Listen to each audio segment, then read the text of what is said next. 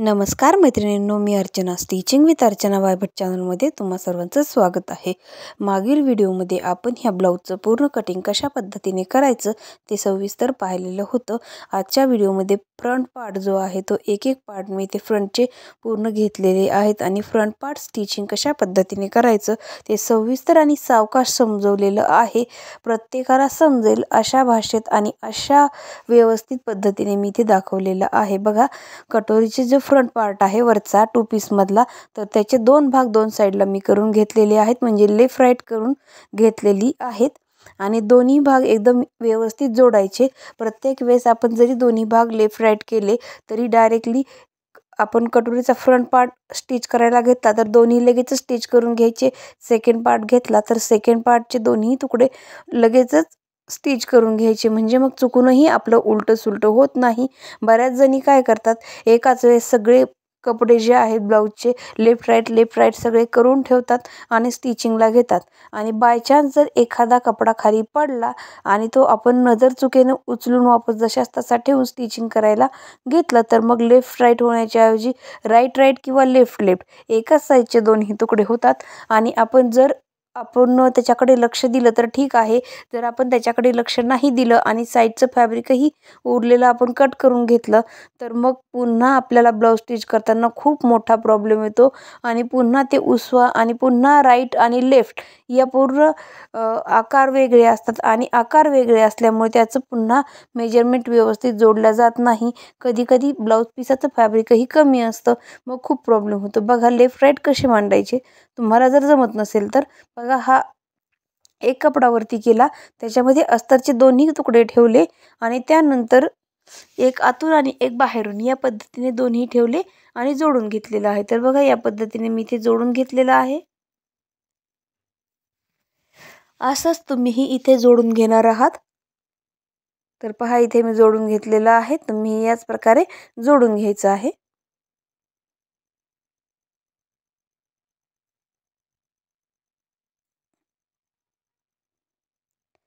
एक करून मी आता पूर्ण फ्रंट पार्ट जोडून घेतलेला आहे।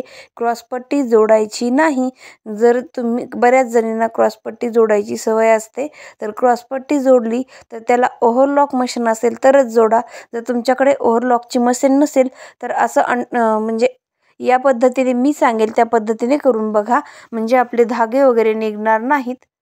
तर बघा, या पद्धतीने एक पार्ट आपल्याला साईडचं फॅब्रिक कट करून रेडी करून घ्यायचं आहे। तर पहा, इथे मी साईडचं फॅब्रिक एका पार्टचं तुम्हाला कटिंग करून दाखवत आहे, बाकीचे मी कटिंग करून घेणार आहे। व्हिडिओमध्ये सगळंच दाखवत बसलं तर मग व्हिडिओ खूप मोठा होतो।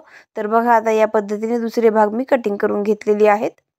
तर बघा, प्रत्येक पॅटर्नचे दोन दोन भाग इथे आहेत। बघा, लेफ्ट राइट करून घेतलेली आहे दोन्ही भाग इथे। तर बघा, या पद्धतीने मी सगळे भाग करून घेतलेले आहेत। आता आपल्याला कटोरी बनवायची आहे। तर कटोरी कशी बनवायची तर पहा, इथे या पद्धतीने ठेवायचं आहे आपल्याला।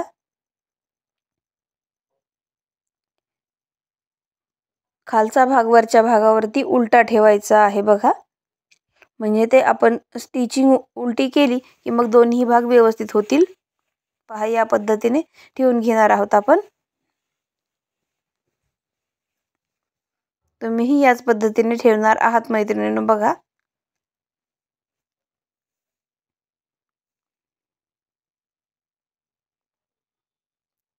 आणि हा भाग जोडताना 4च्या पॉइंटने मशीनवरती जोडायचा आहे।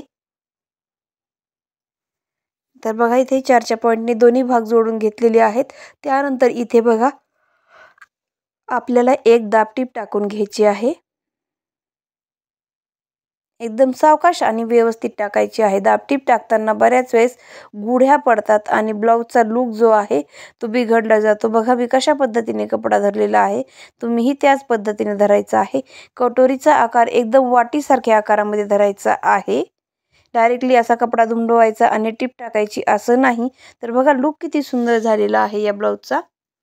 बघा, कटोरी किती सुंदर तयार झालेली आहे। या दोन्हीही कटोऱ्या बघा, तुम्ही पाहू शकता। आता इथे साईडच्या पिसावरती कटोरी जोडून घ्यायची आहे आपल्याला। इथेही 3च्या पॉइंटने जोडायचं, 4च्या पॉइंटने जोडायचं नाही। तर बघा इथे कटोरी आपली एकदम व्यवस्थित पुरल्या गेलेली आहे. जर थोडं एखाद दुसरा पॉईंट कपडा जर उरला तरीही चालतं, कारण आपल्याकडून चुकून एखाद वेळेस इथे आपल्याला कटोरीचे दोन्ही भाग जोडताना कमी जास्त जोडल्या गेलं तर मग थोडासा कपडा एखाद दुसऱ्या वेळेस उरू शकतो, पण शक्यतो उरू द्यायचा नाही.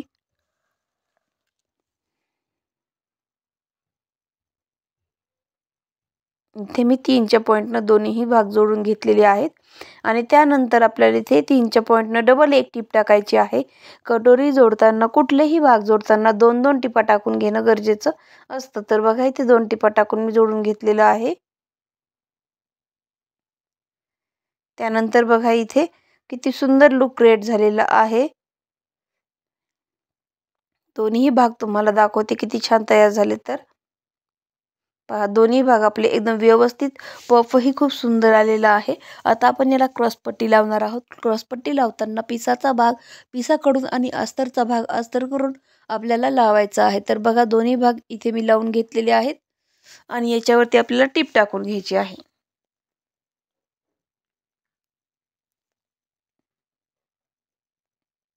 या पद्धतीने मी इथे टीप टाकून घेत आहे. दोन्ही साईडचं सेम त्याच पद्धतीने आपल्याला क्रॉसपट्टी जोडायची. पिसाचा भाग पिसाकडे आणि अस्तरचा भाग अस्तरकडे या पद्धतीने जोडून इथे आपल्याला टीप टाकून घ्यायची आहे. तर इथे मी टीप टाकून घेतलेले आहे दोन्ही साईडचे. आता त्यानंतर बघा कशा पद्धतीने आपल्याला क्रॉसपट्टी जोडायची आहे. एक क्रॉसपट्टीवरी एक खाली ठेवायची आणि त्यानंतर या पद्धतीने आपल्याला एक राऊंड करायचा आहे.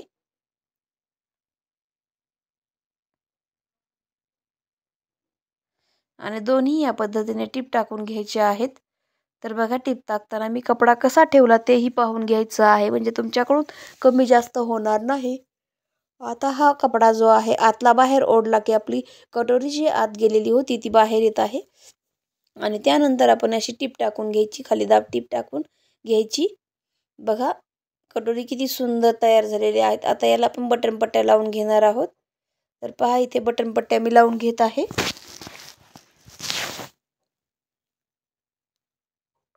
अगोदर डाव्या साईडची लावलेली आहे. डाव्या साईडला सिंगल पट्टी लावायची आहे.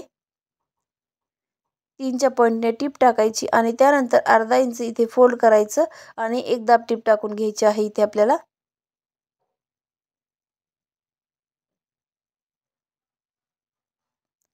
आणि आतल्या साईडला एक टीप टाकून घेऊयात, म्हणजे मग आपली पट्टी जी आहे पूर्ण आतल्या साईडला लॉक होते आणि ब्लाऊजही खूप सुंदर इथे तयार होत आहे बघा.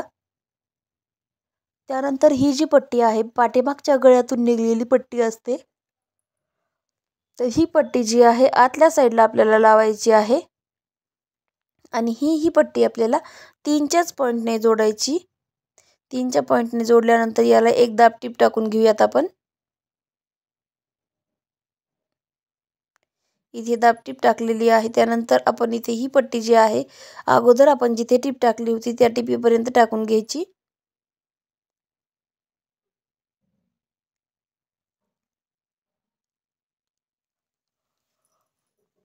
तर बघा हे जे भाग आहेत ते आपण कट करून घेऊयात आणि दोन्ही बटन पट्ट्या बघा चेक करून किती एकदम व्यवस्थित आलेल्या आहेत. कमी किंवा जास्त अजिबात झालेल्या नाहीत. गळ्याचा आकारही पाहू शकता किती सुंदर आलेला आहे. एकदम गोल असा आकार इथे गळ्याचा आलेला आहे. आता फ्रंट गळा आपण 5.5चा घेतला होता, तर इथे 5.5चा झालेला आहे का तेही तुम्हाला मी दाखवत आहे. बघा इथे 5.5चा गळा तयार झालेला आहे. थोडासा एखाद दुसरी रेष कमी झालेला तरीही चालतो, कारण इथे आपलं स्टिचिंग मध्ये कपडा गेलेला असतो. बघा ब्लाऊजचा लुक खूप सुंदर आलेला आहे या ठिकाणी आणि कटोरीला पफही खूप छान आलेला आहे. अजिबात चपटी वगैरे इथे कटोरी झालेली नाही. तुम्हीही याच पद्धतीने एकदा स्टिच करून बघा. तुम्हालाही या प्रकारचा ब्लाऊज जो आहे तो खूप आवडेल. श्री स्वामी समर्थ.